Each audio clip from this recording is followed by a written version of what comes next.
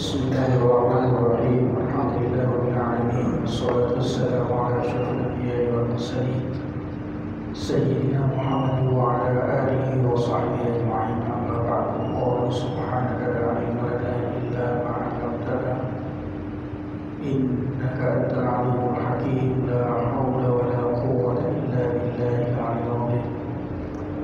Qala al-musannifu rahimahullahu ta'ala wa nafa'ana bihi wa bihi wa iyyakum fid darain amin. Para bapak jamaah rahimahumullah, puji syukur bagi kita panjatkan kehadirat Allah Subhanahu wa taala, salawat serta salam senantiasa dilimpah curahkan kehadiran kita Nabi Muhammad sallallahu alaihi wasallam, para keluarga, para pengikut, para sahabat dan para pengikut beliau hingga hari kiamat.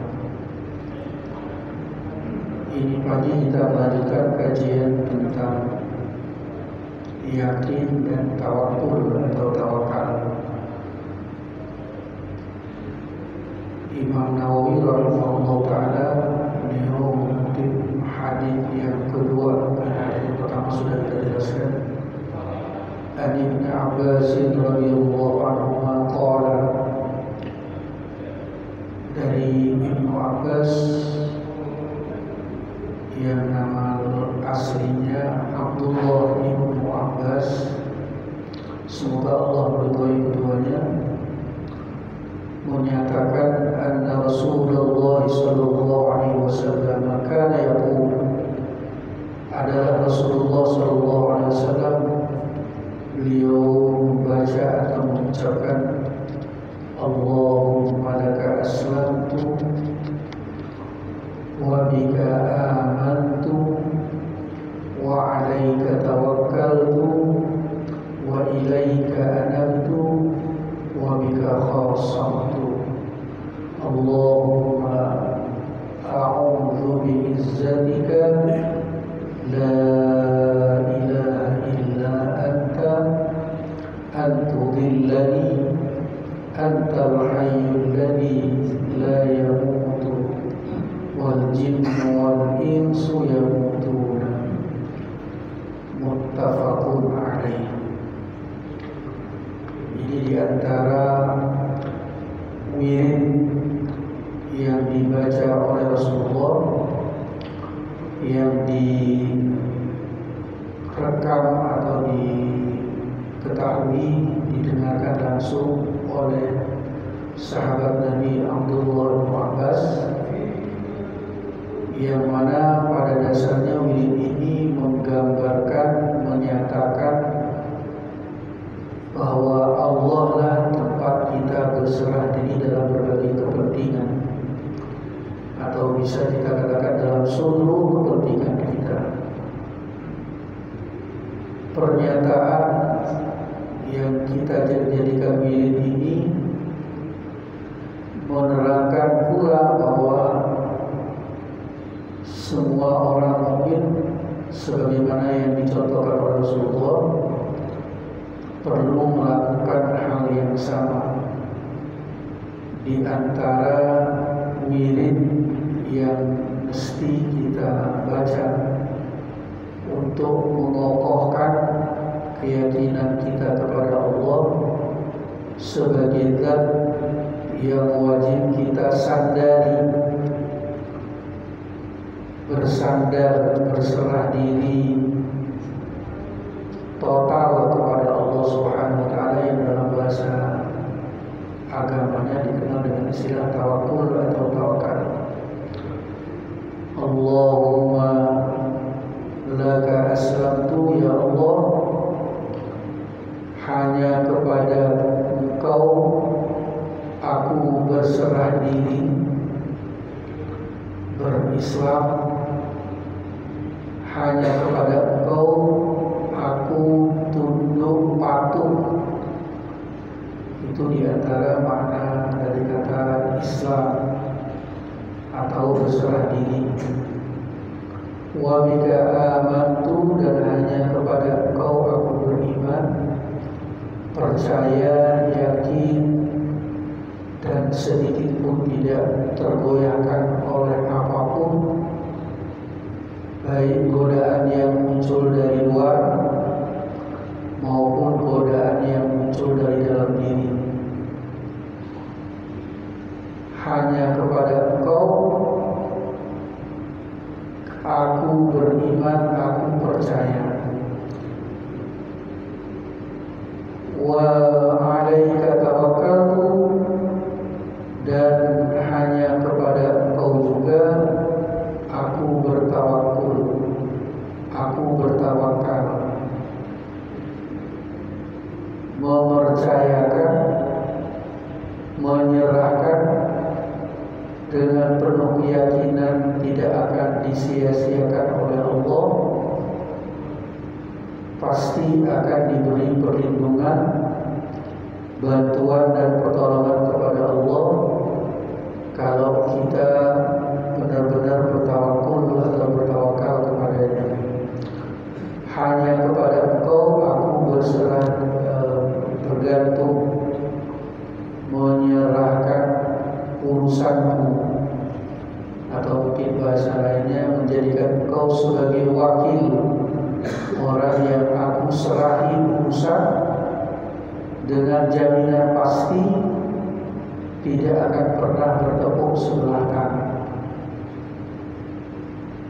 baik dalam urusan-urusan dunia maupun urusan-urusan ukhrawi.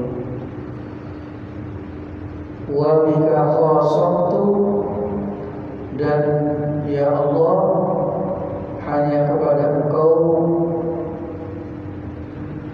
wa bika wa ilaika anabtu, dan aku juga meyakini hanya kepada Engkau aku akan kembali,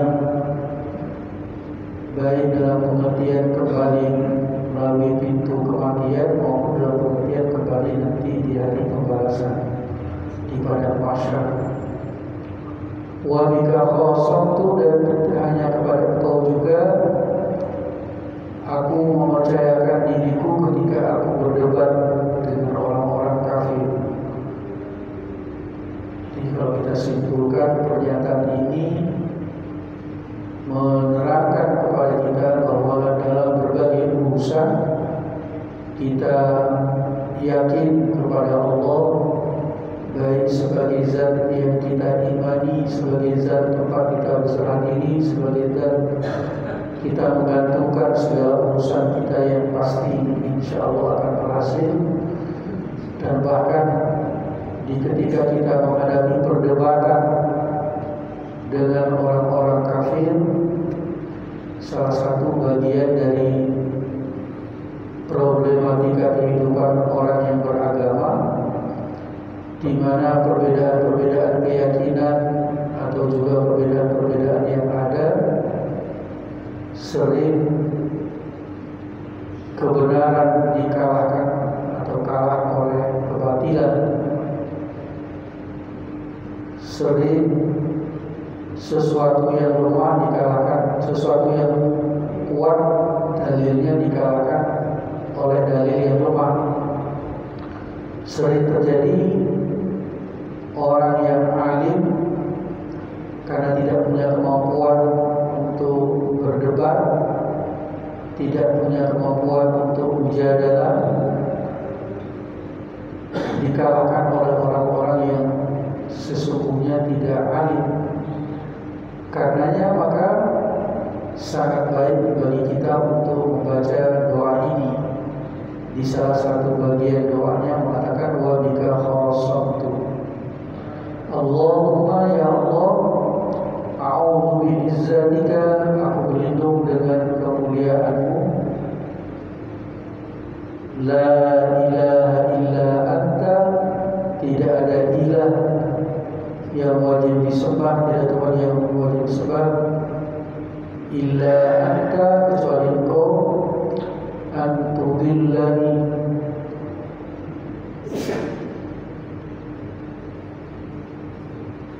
bahwa Engkau menyesatkanku.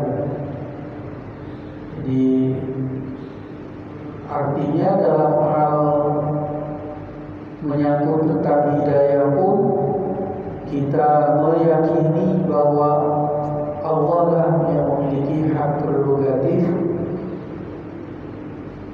termasuk di dalamnya Allah juga melalui apa yang nampak dari perbuatan dan perkataan serta keyakinan kita tersesatkan. Karena itu maka kita berlindung kepada Allah, jangan sampai Allah membuat kita masuk ke jalan yang sesat.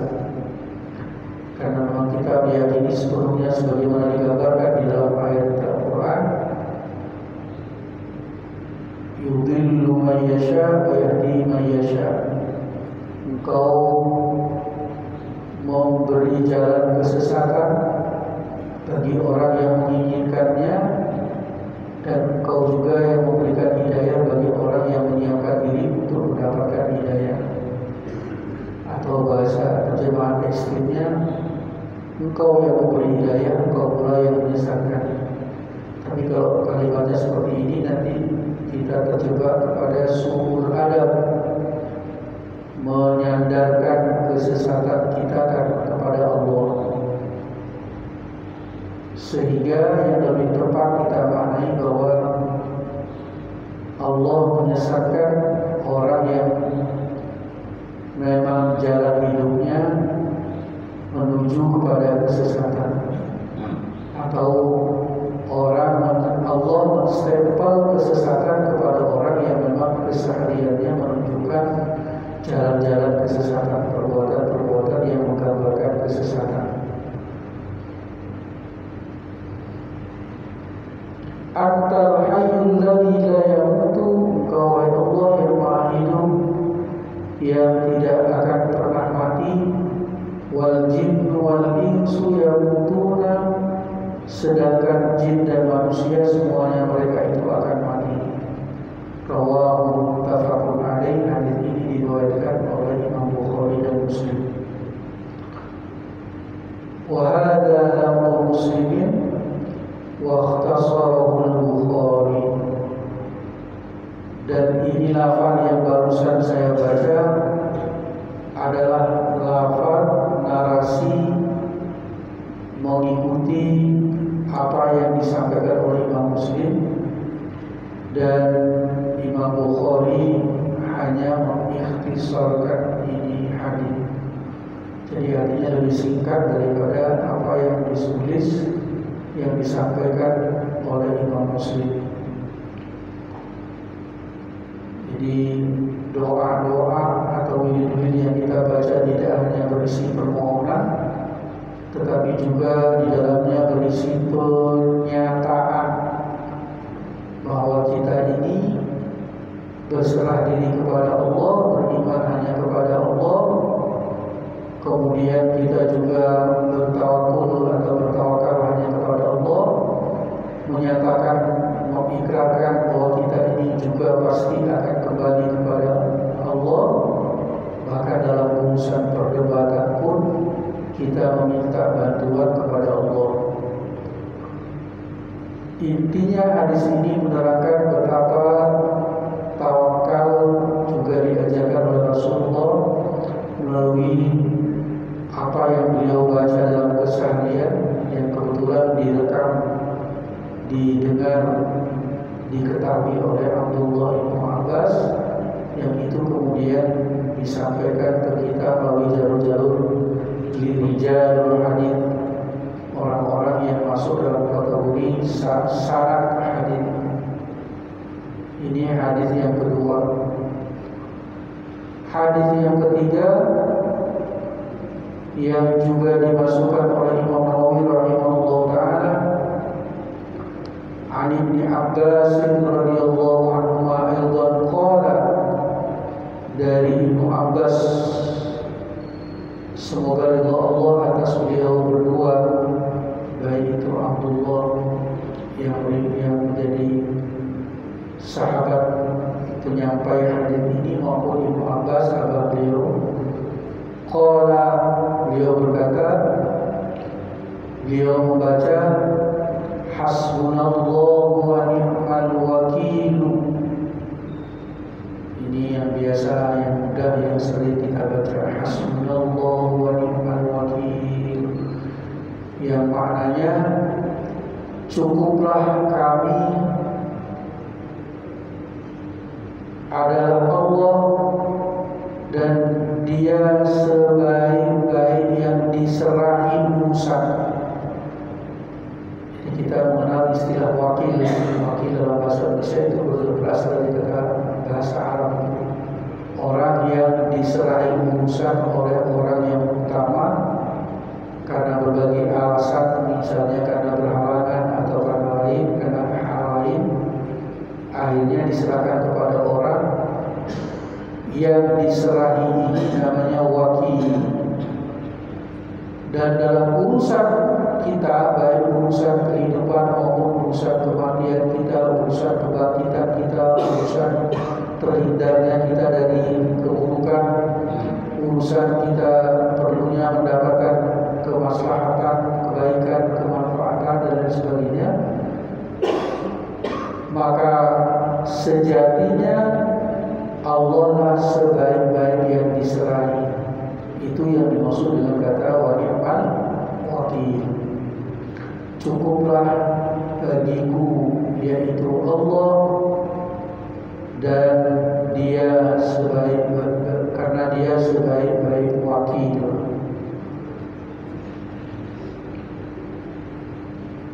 Allah menempatkan diri beliau sebagai zat yang memenuhi segala kebutuhan permohonan hamba-hambanya, dari tiada menjadi ada, mencipta, mengatur, mendidik, menghukum, memberikan kasih sayang, memberikan syariat, yang semuanya itu tidak kembali kepada Allah, tetapi justru kemanfaatan diterima oleh orang yang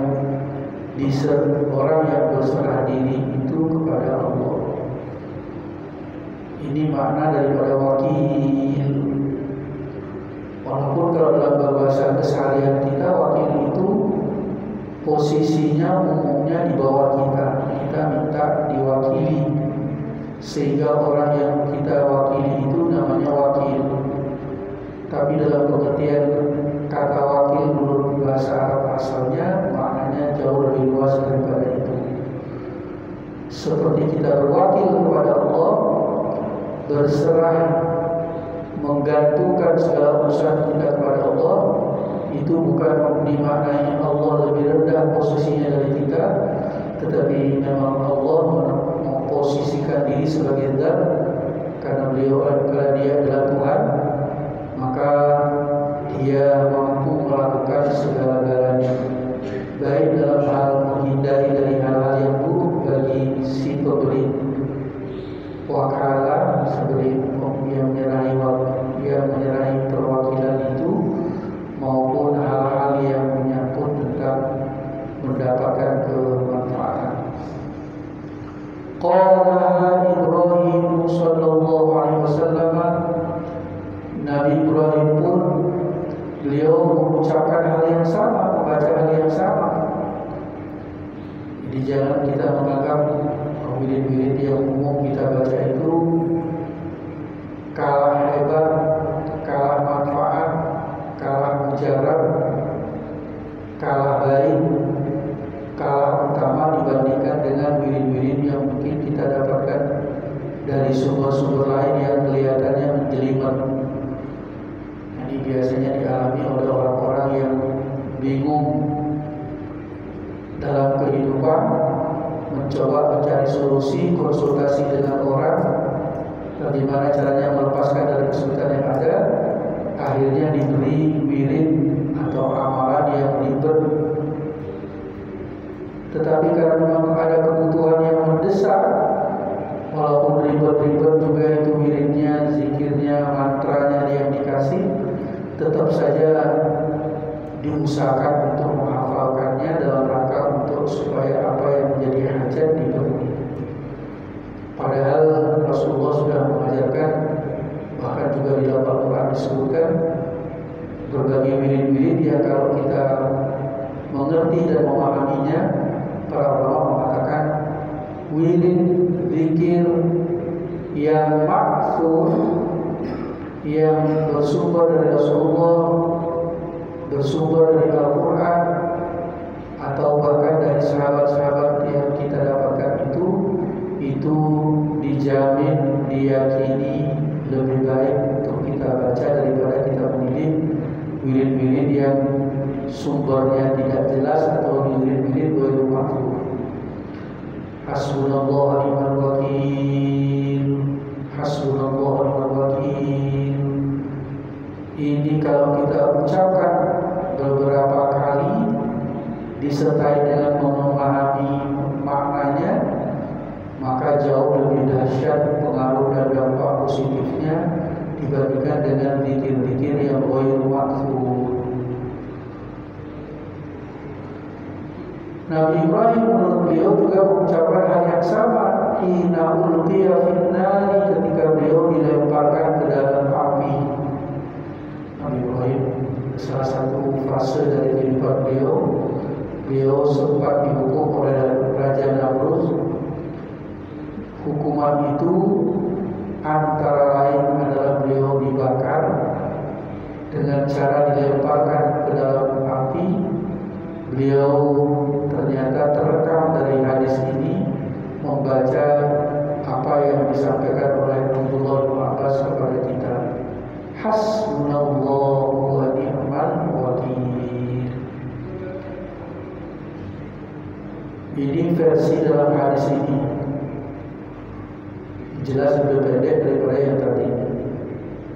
Wa qala Muhammadun sallallahu alaihi wasallam hina qalu, dan mengucapkan hal yang sama, membaca hal yang sama, yaitu hasbunallahu wa ni'mal wakil, juga Nabi Muhammad SAW ketika orang-orang mengatakan kepada beliau, inna nasa qad jama'u lakum fakhshawhum fazadahum imana wa qalu hasbunallahu wa ni'mal wakil. Jadi ketika Rasulullah diintimidasi, diteror dalam ucapan oleh orang-orang kafir di Madinah, ini kejadiannya. Mereka mengatakan sesungguhnya orang-orang telah berkumpul menyiapkan diri untuk menghancurkan kalian, maka takutlah kepada mereka. Jadi ini bentuk teror dari orang-orang munafik, orang-orang kafir di Madinah, di mana Nabi Muhammad ditakut-takuti dengan perkataan orang-orang kafir sudah bersiap-siap berkumpul untuk melawan kalian, membinasakan kalian, maka hendaklah kalian takut kepada mereka. Tetapi Rasulullah mengatakan, Allah menyampaikan di dalam Al-Quran, fazadahum imana. Justru sebaliknya, di teror seperti itu malah Nabi dan para sahabat bertambah keyakinannya. Ya, memang kita tahu bahwasanya keberanian itu muncul dari yang namanya keyakinan. Kalau kita yakin dengan agama kita, yakin bagi orang muslim bahwa hidup itu harus mulia, mati juga mati syahid, iskariman awun syahidan, hiduplah engkau wahai orang mukmin menjadi orang yang mulia, mendapatkan kemuliaan dalam hidupmu, dan kalaupun nanti mati, pilihlah mati syahid. Jadi redaksi kalimat ini ketika mengucap ke dalam qalbu kita melihat dampaknya luar biasa. Tidak ada lagi rasa takut, sekalipun ada jumlah yang jauh lebih sedikit.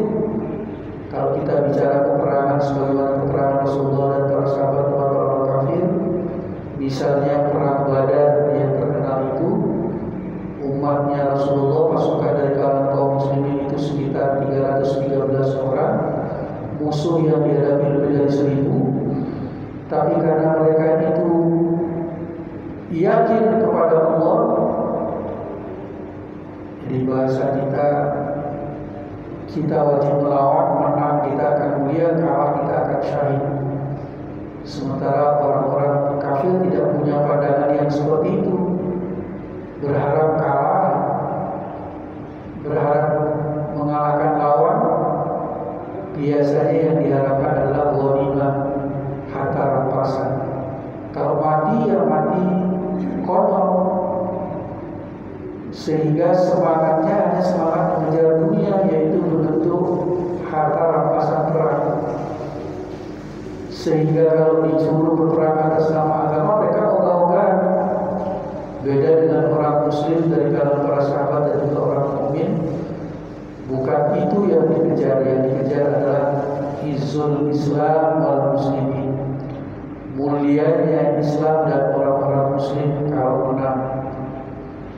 Jadi jangan menyerah dulu sebelum menunjukkan kualitas diri, untuk kemudian berharap memperoleh kemenangan dan ujungnya tentu kemuliaan. Kemuliaan disegani oleh orang-orang lain yang di luar mereka, kemuliaan karena mereka dianggap oleh Allah sebagai orang yang mau berjuang atas nama agama Allah. Andai kata wafat, mati dalam peperangan pun ada kebanggaan, karena di antara hal yang diharapkan dari setiap orang mukmin itu masuk ke dalam surga bighairi hisab wala adzab. Masuk ke surga tanpa ada pemeriksaan amal lagi. Dan di antara mereka yang mendapatkan fasilitas itu adalah orang yang mati syahid demi membela agama Allah. Kebetulan juga ini hari kita berada di tanggal 10 November, hari pahlawan. Maka beruntunglah orang-orang yang berjuang demi kejayaan bangsa dan negara, karena antara agama dan negara itu berhimpitan. Agama harus diperjuangkan hingga mencapai kemuliaan, liyudhhirahu 'ala dini kulli, untuk supaya unggul kemuliaan panji-panjinya dibandingkan dengan agama-agama yang lain, semuanya yang ada itu. Tapi di sisi lain, dengan kemuliaan itu, maka seorang mukmin akan bisa melakukan ibadah di mana dia berada. Karena itu maka dia wajib membela negaranya, membela wilayahnya.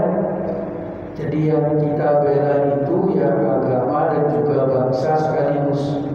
Agama sebagai ajaran-ajaran yang kita amalkan, termasuk ibadah-ibadah ritual atau ibadah-ibadah yang lain.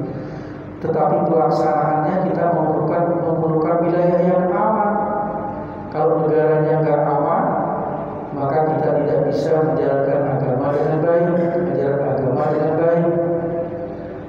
Seperti yang kita baca terakhir, informasi dari media, saudara-saudara kita yang di Gaza itu tercatat 59 masjid yang hancur total, 136 yang hancur ringan. Padahal kita tahu bahwasanya hukum di dalam peperangan itu tidak boleh menyerang tempat ibadah, menghancurkan tempat ibadah.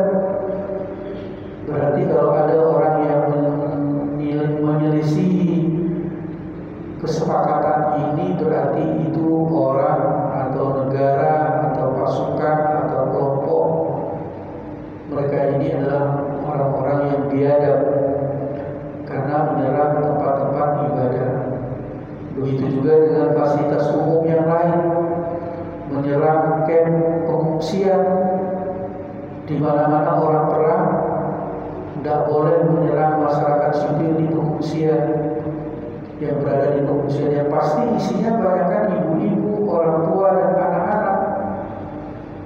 Berarti melakukan genosida terhadap komunitas tertentu, dan ini bertentangan dengan hak asasi manusia dan juga bertentangan dengan seluruh ajaran agama apapun termasuk agama Yahudi.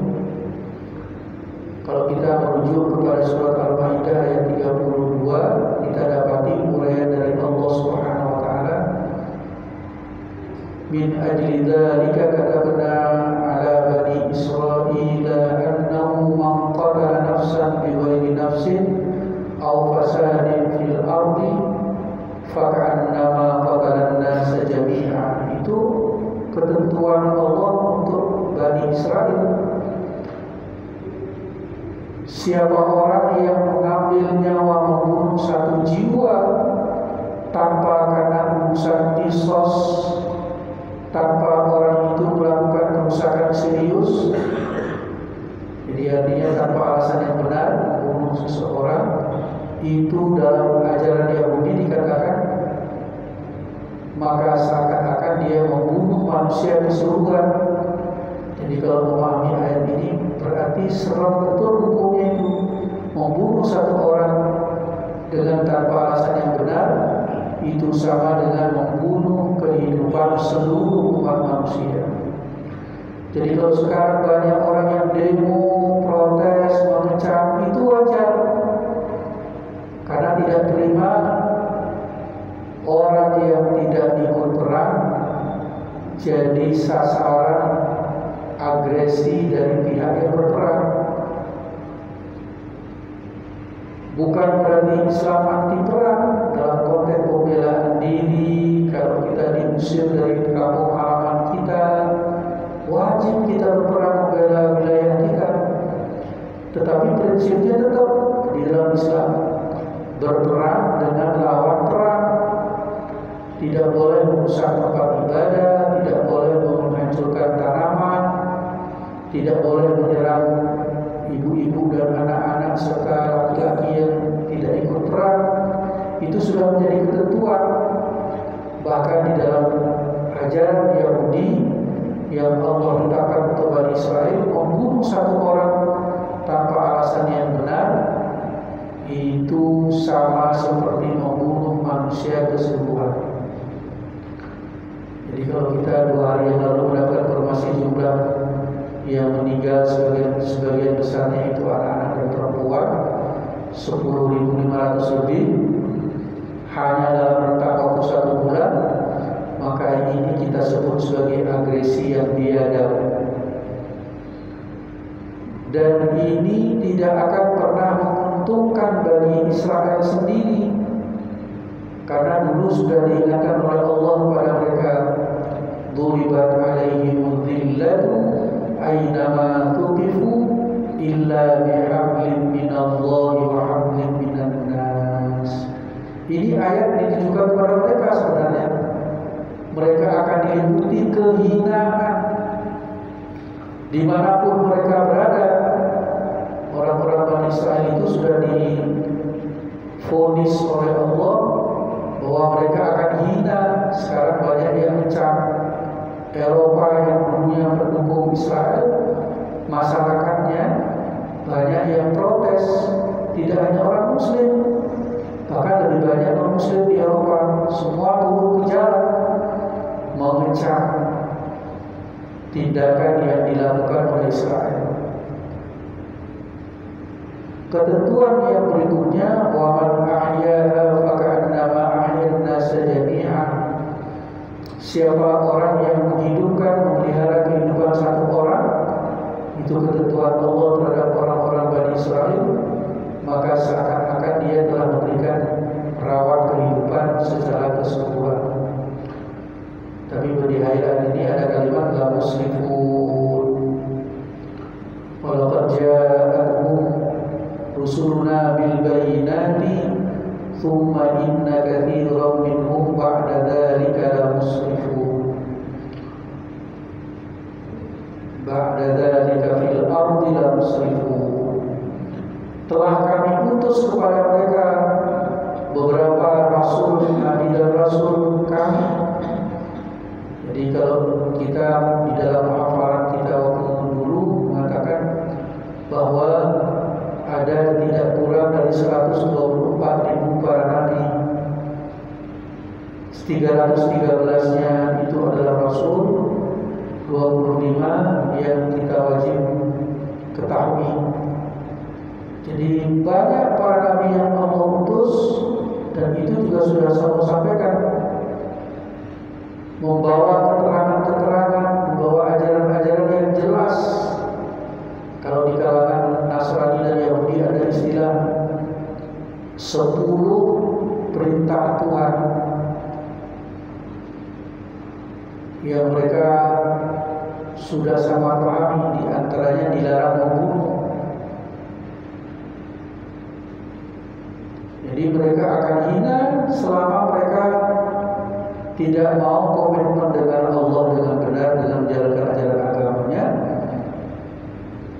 wa hablum minan nas, dan tidak mau mengikuti ketentuan-ketentuan yang disepakati sesama manusia. Di antaranya dalam konteks perang di Gaza itu adalah resolusi PBB yang sudah disepakati, yaitu supaya ada gencatan senjata. Ini yang namanya kesepakatan manusia. Kalau dia tidak mau komitmen, pasti kata Allah mereka akan diliputi kehinaan, akan hina, dan dihina oleh banyak orang itu jauh lebih tidak mengenakan daripada kita disakiti secara fisik. Waqalu, dan mereka para Nabi Muhammad dan para sahabat membaca hasbunallahu wa ni'mal wakil. Rawahul Bukhari, meriwayatkan hadis ini Imam Bukhari. Wa fi riwayatin lahu, juga ada riwayat lain yang masih punya kaitan dengan masalah ini.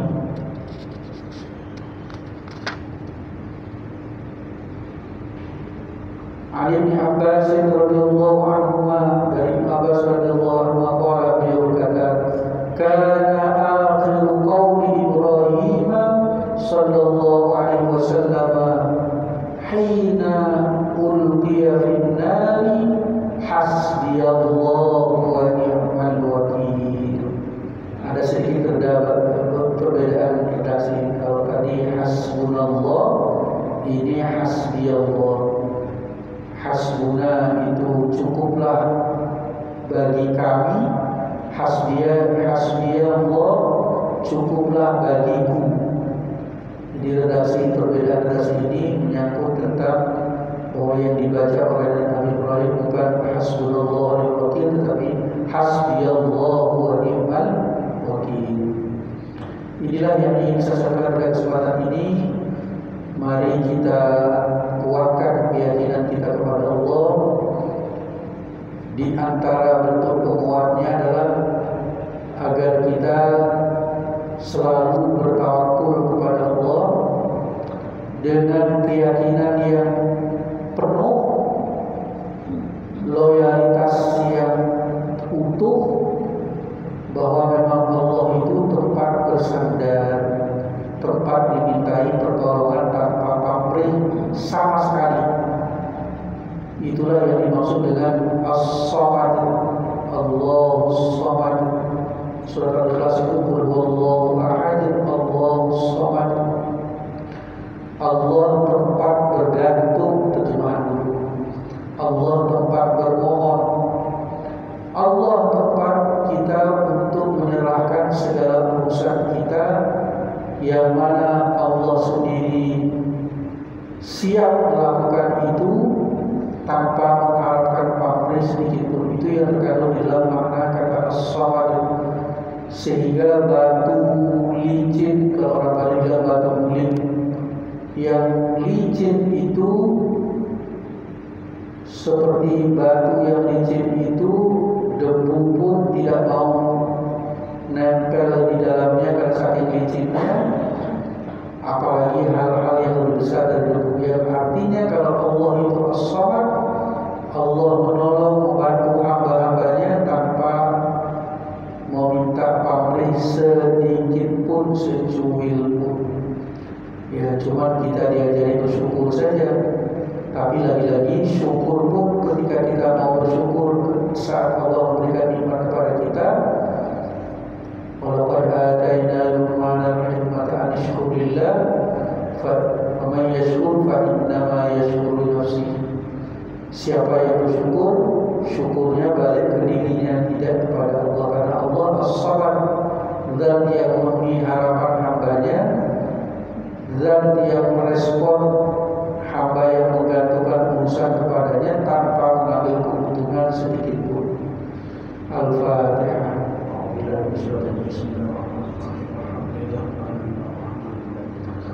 Iya kami ya selain surah Al-Mustaqim surah Al-Mustaqim. Allah rasulna fa'amani Muhammad sallallahu alaihi wa sallam wa ilaikal qurbi Rabbana fa'na bima 'allamtana Rabbi 'allimna alladhi yanfa'una Rabbi faqina wa faqih ahlana wa qarabatil lana fi dinina ma'a ahli al-qudri kufna wa dhakar. اللهم آمنا بالعلم وزينا بالحلم وأكرمنا بالتقوى وجعلنا بالعافية. اللهم بك أصبحنا وبك أمسينا وبك نحيا وبك نموت وإليك النشور. اللهم بك أصبحنا وبك أمسينا وبك نحيا وبك نموت وإليك النشور. اللهم بك أصبحنا وبك أمسينا وبك نحيا وبك نموت وإليك النشور. وصلى الله على سيدنا محمد والحمد لله رب العالمين. Assalamualaikum warahmatullahi wabarakatuh.